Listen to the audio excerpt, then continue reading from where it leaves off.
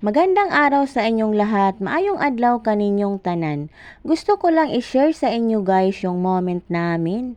Ito ay galing kami nito bumili ng uniform ni Yosen. At pagka-uwi nga namin ay napadpad kami dito. Char. Nagutom talaga si Yosen gawa nang naglakad lang kami nito pa uwi.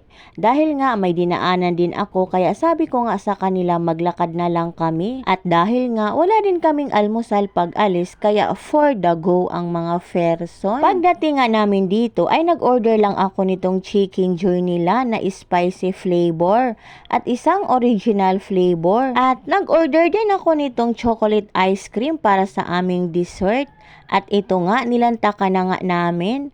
Bali, umorder din pala ako nitong best seller nila na mango graham ice cream. Kaso di ko bet ang lasa kasi nga may mangga kaya may malalasahan kang medyo maasim. Unlike doon sa chocolate ice cream na malalasahan mo lang ang chocolate na may vanilla. Ito naman ang moment ko habang kumakain. Kain tayo guys. Tara, kain. Dito habang kumakain ako, dami kong iniisip na wala na pala akong kwarta nito pag uwi ng bahay.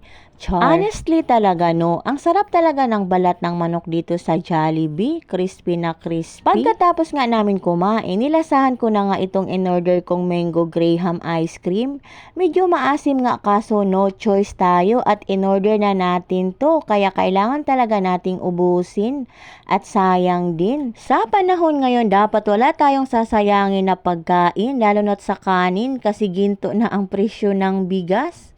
Nang matapos nga kaming kumain, syempre pauwi na kami dahil busog na. Sabi ko dito kay Yosen kung kaya pa ba niya maglakad at maglakad na nga lang uli kami kasi wala na kaming pamasahe sa jeep. Seriously speaking guys, mura lang naman ang pamasahe, nasa 11 pesos lang naman. Kaso gusto ko lang talaga maglakad, bakit ba? Char. At may nadaanan pa nga kaming tao dito sa Gidli na nakaupo na may malaking binagtong na dala-dala. Kung iisipin mo lang talaga no, kapagod maglakad lalo na't mainit na sa mga oras na ito. Kaso nga ginusto natin to kaya kailangan nating panindigan. For the go ka na lang talaga. Dahil Friday, ito yung magiging gamit ni Yosen. So mag rubber shoes siya kasi nga PE ngayon. So ready na natin. Ito yung kanyang medyas.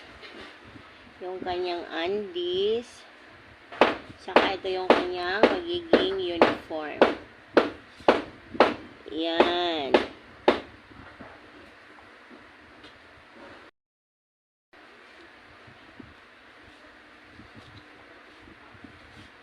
At ito naman ang kanyang magiging tali. So, na-ready na natin guys kasi maya-maya maliligo na. So, yun lang for today's video. Bye!